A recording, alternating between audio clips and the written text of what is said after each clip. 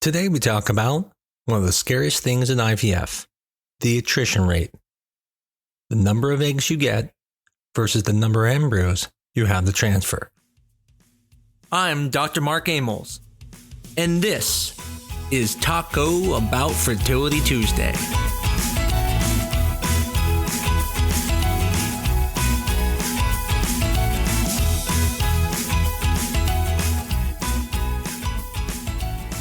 For many people, one of the scariest things is after you get those eggs, the question of how many will make it to the blastocyst stage. Because everyone has heard those stories before. The person who got 40 eggs or 50 eggs and only ended up with 1 to 2 embryos. What we're going to talk about today is that actually is not very common, and it's actually a very specific situation when that happens. For most patients, the attrition rate is not that low. Now, let's first talk about what I mean by the attrition rate. When you undergo a retrieval, you end up getting eggs. Now, not every egg is going to be mature. And not every mature egg is going to fertilize. And not every egg that fertilizes normal. Then you end up with embryos. And at that point, we expect about 50% of them to make it to blastocyst. Now, this is actually a really important point because I see people all the time say, oh, I got 20 eggs, I only got 5 embryos, and they're really disappointed. And then I go and I look at their details of their IVF cycle, and sure, they might have had 20 eggs, but only 10 fertilized. And of those 10 that fertilized, only 8 fertilized normal, and they got 5 blastocysts from that, which means over 50% made the blastocyst. That's actually a very good cycle. But if you look at from the original 20 that were retrieved, it's easy to look at that and go, wow, I only got 5 out of 20. When in reality, only 10 of them ever had a chance, and of those 10, only 8 of them, because they were normal had a chance. Now, if you look at it from a statistical standpoint, the amount of mature eggs you get is kind of determined even before you go to retrieval. Most of the time, the doctor can look at the size of the follicles and predict generally about how many mature eggs you'll have. It's always important to remember, it doesn't matter how many eggs you get, it's how many mature eggs have a chance to then be fertilized. Now, in general, about 70 to 80% of the eggs are going to fertilize. So if we start with, let's say, 20 eggs, that means somewhere around 14 to 16 eggs will fertilize. Now, the caveat to that is not every egg that fertilizes normal. In one of the episodes, I talked about pronuclears. And so when the egg fertilizes, 2 polar bodies are created, which tells us the egg has fertilized, and then 2 pronuclears are seen, which is supposed to be the maternal-paternal DNA.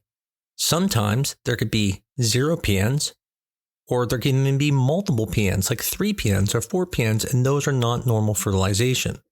Why this is important is because your expectations should be based off how many normally fertilized embryos you have. From that point, a good lab should get at least 50% blastulation rate. So if we go back to our 14, 16 fertilized, now we're talking about 7 to 8 embryos that make it to the blastocyst stage. But that doesn't mean the blastocyst will be good blastocyst. It just means they'll make it to blastocyst. What determines if they're good or bad blastocysts may do things with age, environment, and quality. A normal number of eggs to get is usually about 8 to 12. Now, some people get between 12 and 16, and that's a little bit above average, and some get above 16. But very few get into the 30s and 40s. And anytime you hear about a patient getting to 30 and 40s, they likely have what's called polycystic ovarian syndrome. These patients are the ones you hear about that get 40, 50 eggs and only get 1 or no embryos.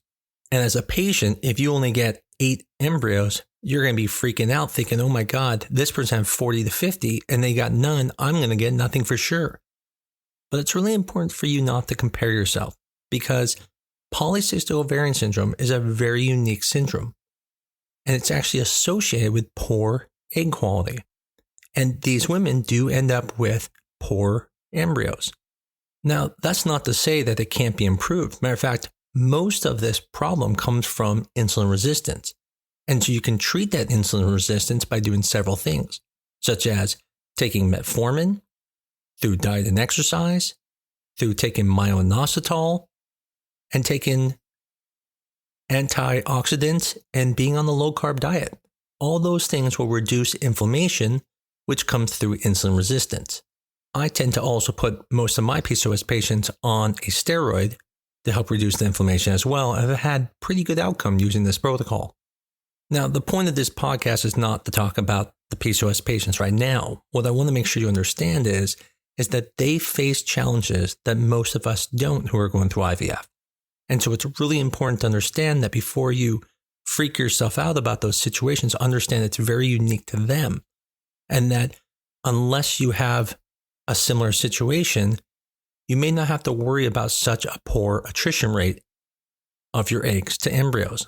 For patients without PCOS, I've had people get as little as 3 eggs and get 3 embryos. I've had other people who got 28 eggs and come away with 26 embryos. And so the point to understand is not every person who gets a lot of eggs will always have bad embryos. And you can't look at yourself and say, well, because someone else had a lot of eggs and got very few embryos, then I'm not going to. The point is actually it should be pretty good. Because unless you have some other medical condition causing insulin resistance, you probably have a good attrition rate. In general, the rule of thumb is about 25%. A lot of people will look at it and say, okay, if I get 20 eggs, I'm probably going to come away with at least 5 embryos. That's the kind of like bottom line attrition rate. But as I mentioned, people can get much, much more. The important part is to always look at how did you get there? I am much more concerned about a patient who has 20 mature eggs, gets 18 fertilized, and only gets 3 blastocysts. That is very concerning because they should have had more. But if I have a patient who has 20 eggs and only 8 fertilized, and they get 4 embryos, that's actually very normal because the point that they can control is once they become embryos, the blastocyst. Fertilization isn't something you can always control. That's usually going to be on the sperm side. Unfortunately, most of our anxiety comes from the anecdotal studies that we hear people telling us. So when you read that on Facebook and someone says, oh my goodness, I have 40 eggs and only got 2 embryos, it's always important to realize those cases are not the norm. Those cases are the unique cases by unique patients. And that is actually very uncommon in patients who don't have polycystic ovarian syndrome.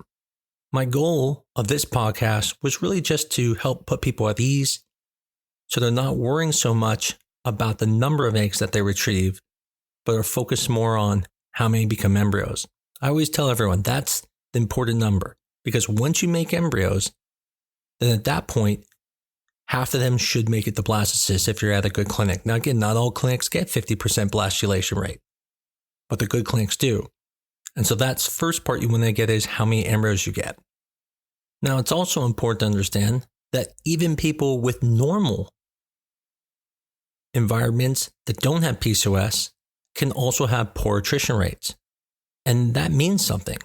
If someone's starting with 15 eggs that fertilize, and then all of a sudden only 2 are becoming blastocysts, there's a reason for that.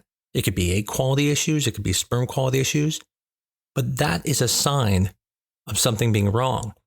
And that goes back to my point I always say that IVF is not just a treatment. IVF is also a test, and we can learn things from it. And then at that point, you have to look at why did they not make it to blastocyst? Were they stalling day 2, day 3? Were they stalling on day 5? Were they fragmented? What was wrong with them? And then using that information, you might be able to make adjustments to help improve for the next cycle. For example, growth hormone can sometimes help embryo quality. If you have poor embryo quality, but you're getting embryos that become blastocysts, or maybe it even can help sperm issues. In the end, attrition rate isn't just something we're nervous about, but it's also something that we look at to determine how well things are going. And so if you have a poor cycle, your doctor will look at that and look at those rates we talked about. what the fertilization rate should be, what the normal fertilization rate should be, then how many should become blastocysts through the blastulation rate. And then by looking at that, they can really determine where the problem is and can then make adjustments. That's the one thing I've always loved about IVF. IVF, you can see what's going on and you can make adjustments.